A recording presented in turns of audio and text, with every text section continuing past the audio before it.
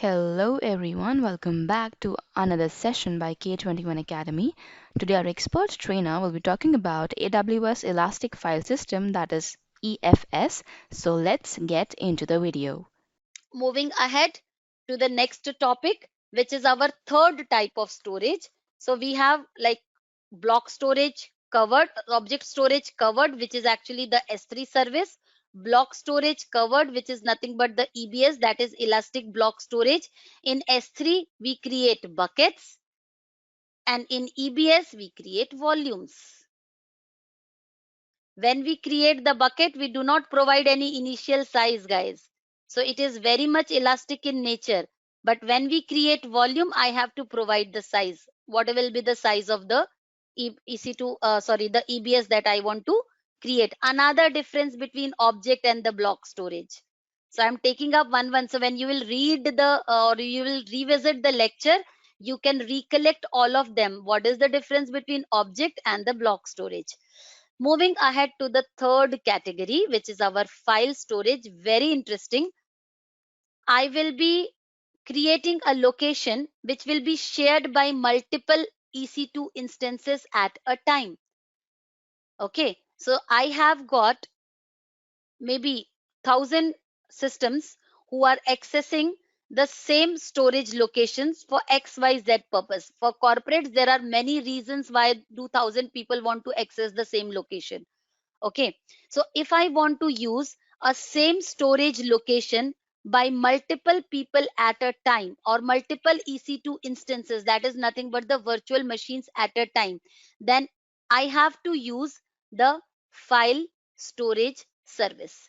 And in file storage, I have got multiple options which can be done. So I have one option which is elastic file storage, which is specifically meant for the Linux machines to share the storage location. So I have got this storage location. I have got this storage location which has to be shared by the virtual machines which are created in multiple availability zones. Maybe this is my availability zone 1, this is my availability zone 2, and this is my availability zone 3. And the outer box that is drawn is actually representing to a region. So it very well defines the infrastructure of AWS. AWS infrastructure is divided into multiple regions, and in each region we have got multiple availability zone, which is nothing but a data center or a group of data centers inside that area. So that is your availability zone. So if you have some virtual machines inside the availability zone which are actually using Linux as an operating system and want to share this particular location for sharing the content, so they will be actually using a protocol called NFS. This will be protocol which will be used to share the file among multiple Linux machines. So if I want to have a storage location or a file storage server which uses NFS protocol, EFS is the solution that Amazon provides me. So I can share this particular storage location among multiple NFS clients. The clients who use NFS for file sharing, which is actually Linux. So if I have multiple NFS clients across multiple availability zones, and they want to access the same storage location for XYZ reason, EFS is the service that I will be using. The full form of EFS is Elastic File Storage. Whenever we create a elastic file storage, this particular service is region specific service. Region specific service means what?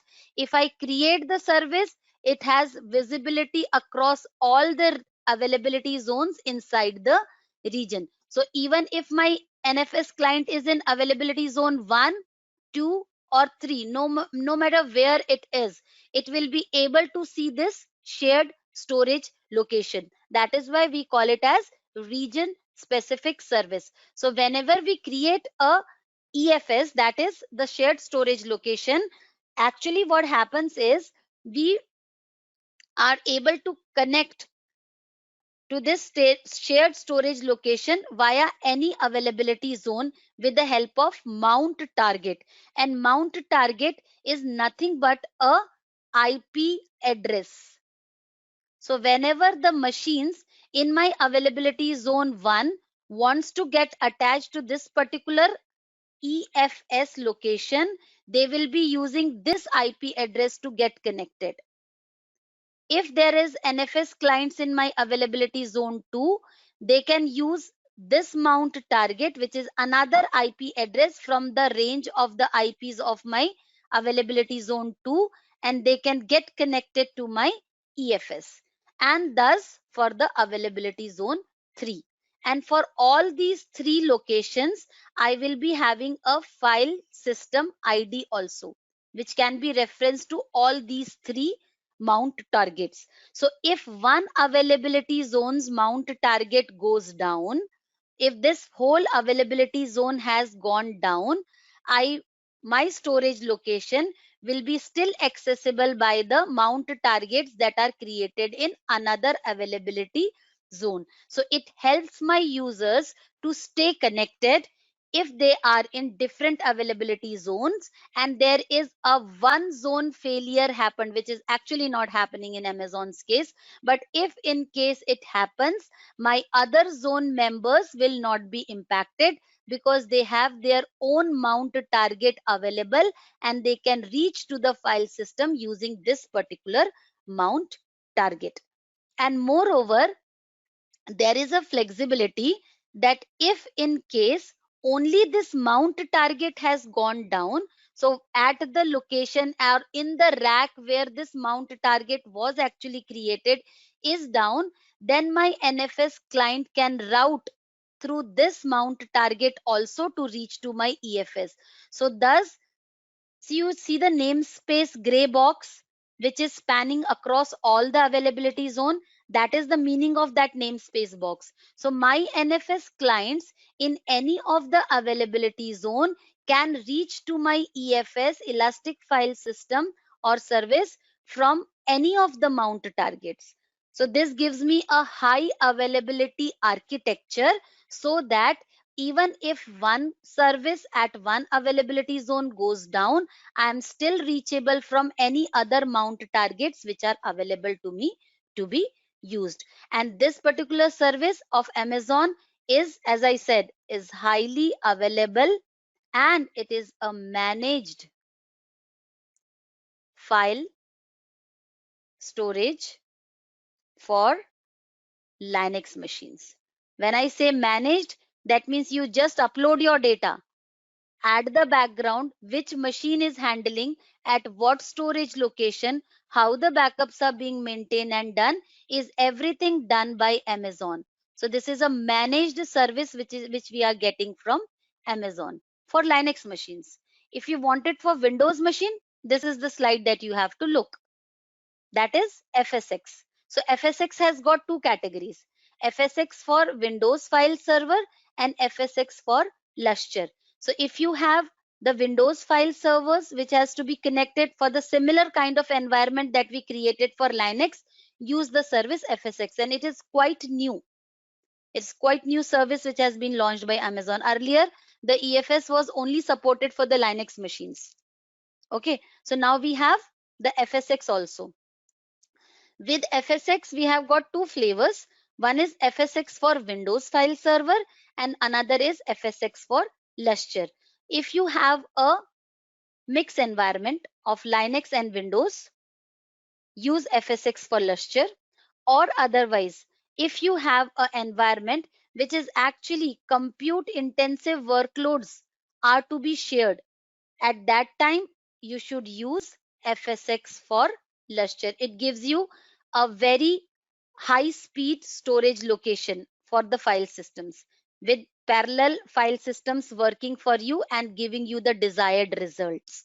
So these are the three file storage locations, or you can say file services, that can be seen in Amazon. So now this third one is also completed with the three categories that we have seen: EFS, which is for Linux, FSx, which is for Windows, and FSx Lustre, which is for the composite environment and high computing or high compute intensive workloads if they are there.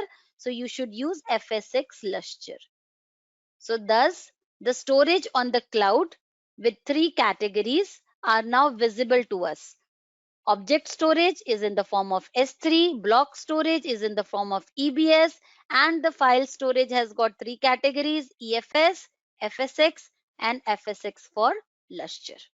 So, guys, this was our expert from Team K21 Academy. And if in case you missed upon any concept or if you want to dive deeper into the concepts, then we have something really special for you.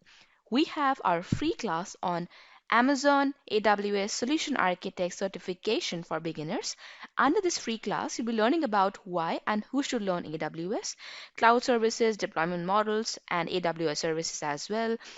And the most important part is you'll be getting hands-on labs, job opportunities, along with Docker and Kubernetes in AWS, and amazing, amazing stuff.